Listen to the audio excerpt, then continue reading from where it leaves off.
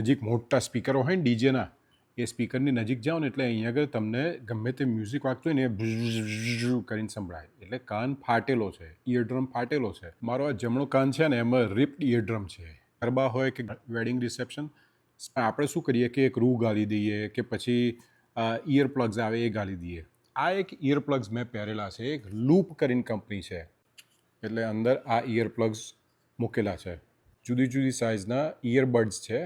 આમાં કોઈ બેટરી નહીં, કશું જ નહીં. આની ઉપર 3 લેવલ સેટિંગના છે અને એ સેટિંગ તમે જે કરો ને એ પ્રમાણમાં તમારે ઇન્ટેન્સિટી ઓછી થાય કે વધી જાય.